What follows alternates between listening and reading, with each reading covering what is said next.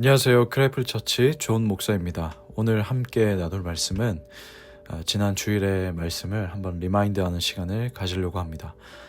제 개인적으로 지난 주일에 나눴던 여호수아서 본문에서 6절 말씀이죠.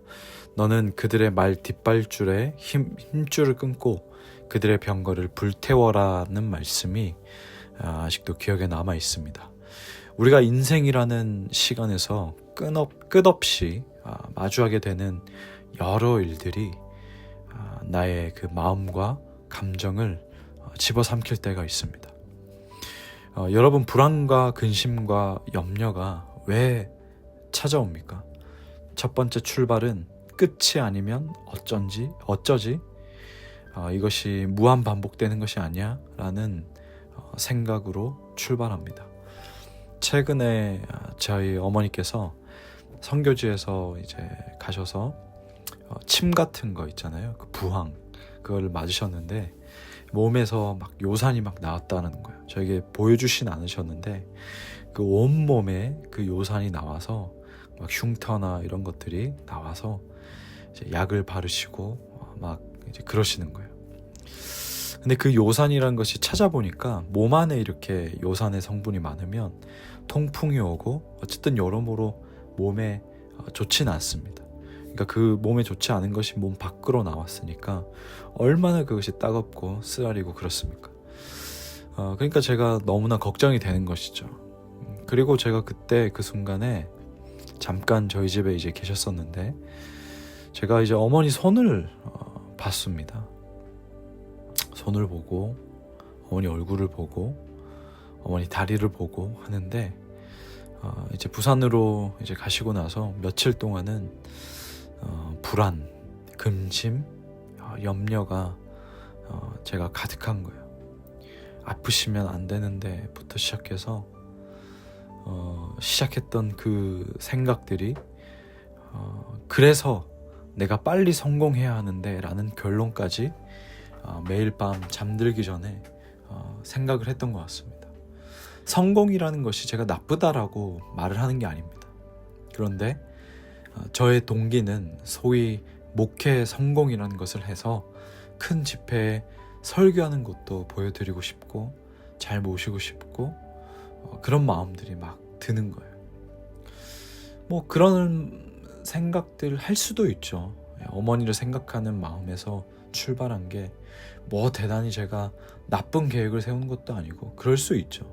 그런데 이 말 뒷발에 힘줄을 끊고 그들의 병거를 불태워라는 이 말씀과 제가 그 며칠 사이 했던 생각들과 무슨 상관이 있나 그렇게 생각할 수도 있습니다. 그런데 이 말씀의 핵심은 그거잖아요. 절대적으로 하나님을 의지하라. 모든 순간순간에 하나님께 집중하라는 의미예요. 어떤 책에서 보니까 한 사람이 아침에 일어나서 다시 잠들기까지 그 하루 동안 선택하는 행동이 몇백 개가 아니고 몇천 개가 아니고 몇만 번이라고 합니다. 무의식적으로도 계속 선택해서 사람은 움직인다는 거예요. 그런데 그 횟수가 자그마치 하루에 몇만 번이래요. 그러나 말씀은 one thing, 그 몇만 번의 선택지 가운데에서 one thing, 한 가지에 집중해. 그것이 너가 할 일이야 라고 말하고 있다는 거예요. 제가 어머니께서 편찮으시면 안 되는 데부터 출발해서 빨리 성공하고 싶다라는 결론을 내리기까지 그 과정에는 one thing, 하나님이 없습니다. 한 가지가 빠졌는데 그게 바로 하나님이라는 거예요. 그 프로세스로 나아가기까지 그 과정 안에서 하나님 말씀하면서 집중하면서 가면 늦어져요. 아니, 제가 생각을 해보니까 늦어질 것 같아요. 느낌상. 나는 지금 조급한데, 급한데, 누군가한테 막 쫓기듯이 막 조급한데, 그래서 빨리 해 나가야 되는데, 그 과정 가운데에 하나님이 계시면 늦어질 것 같다는 거예요. 하나님은 그것까지도 다 내려놓으라는 겁니다.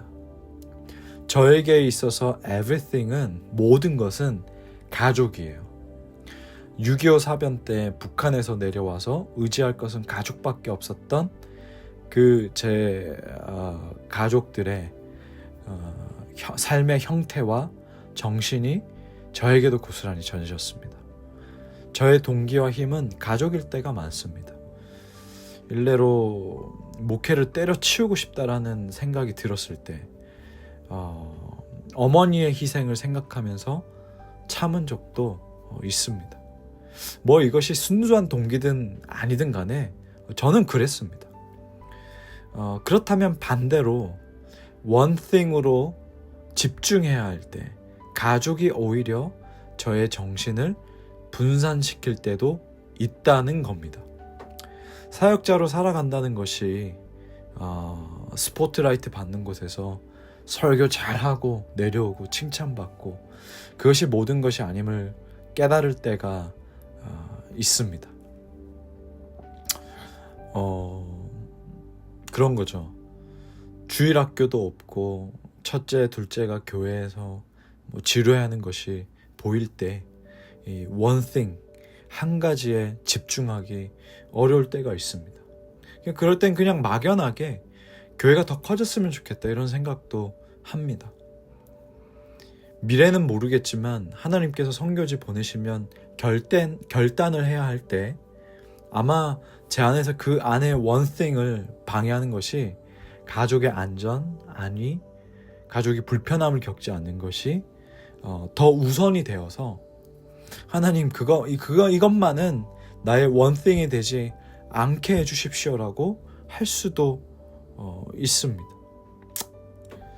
저는 말 뒷발에 힘줄을 끊어내고 병거를 불살라라는 그 명령이 그 누구도 그 어떤 것도 one thing 할 수 없는 핑계가 되어서는 안 된다라는 의미로 받아들여졌습니다.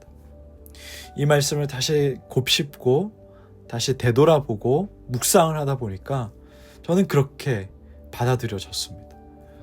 그러나 역설적으로 거기까지만 있으면 참 뭐 별거 없잖아요. 그러나 역설적으로 내 안에 everything이 아니고 one thing에 한 가지에 집중할 때 평안을 얻는다라고 말을 해요. 저는 그리스도인이라는 거, 내가 하나님의 사람이라는 거, 그리스도인이라는 거, 작게는 내가 목회자라는 거, 사역자라는 그 자부심, 정말 애티튜드라고 하죠. 그 자세, 흐트러지지 않는 이 자세는 항상 이런 역설적인 결과에 있다라고 봅니다. 우리가 그리스도인이라는 거, 내가 그리스도인이 된다라는 거, 예수님이 나의 주인이 되셔서 그 말씀에 순종하고 그 말씀에 집중하면서 살아간다라는 그 자부심, 그 자세는 항상 이런 약속이 있기 때문이라고 저는 봅니다. 다 끊어내고 한 가지에 집중하면서 살아가는데 결과적으로는 더 고통스럽거나 불행하거나 그런 것이 아니라 행복하다라는 거. 그 어떤 때보다 평안한 상태라는 거. 그것 하나님께서 우리에게 약속하셨어요.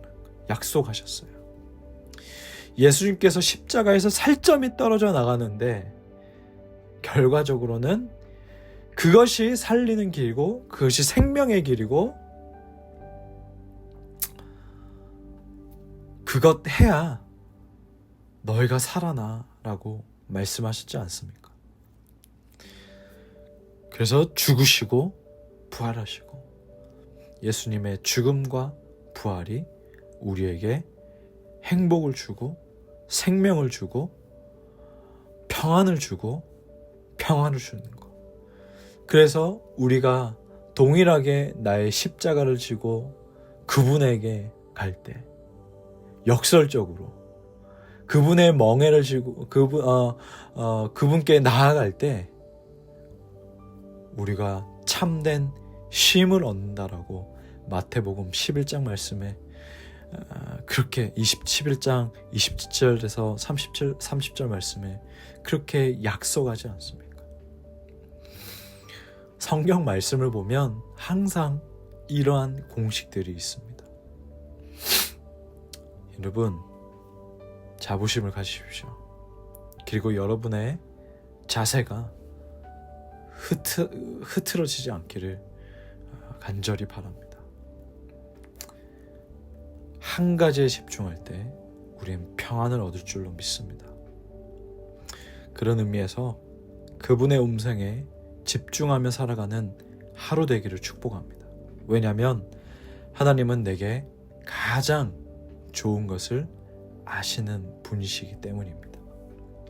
하나님은 나에게 해로운 것 절대 시키지 않는 분이고, 말 뒷발에 힘줄을 끊어라는 그 말씀과 같이 하나님께서 하라고 말씀하시는 것은 언제나 나의 삶에 최상의 결과를 안겨준다라는 이 사실을 믿으시기를 바랍니다.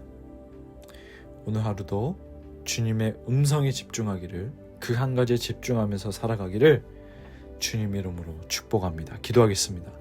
하나님 아버지, 주님은 우리에게 많은 것들을 뒤로하고 한 가지에 집중하라고 말씀하셨습니다. 하나님, 나에게 너무 소중한 것인데 오히려 반대로 어떤 때는 결정적일 때 그 소중한 것이 한 가지에 집중하지 못하게 할 때가 있다라는 것을 또 묵상해 보았습니다. 하나님께 집중하면서 나아가기를 원합니다. 그런데 하나님께서는 이 한 가지에 집중하며 나아갈 때 그것으로 끝나는 것이 아니고 더 좋은 것을 예비해 놓으셨고, 평안을 예비해 놓으셨고, 오히려 더 안식을 얻고 쉼을 얻는다라고 그렇게 말씀하셨고 약속하셨습니다.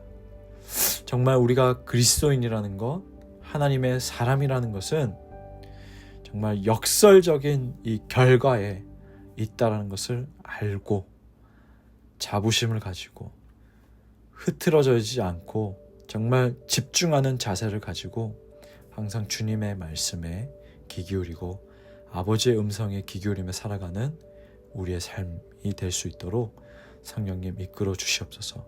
감사드리며 예수님의 이름으로 기도합니다. 아멘.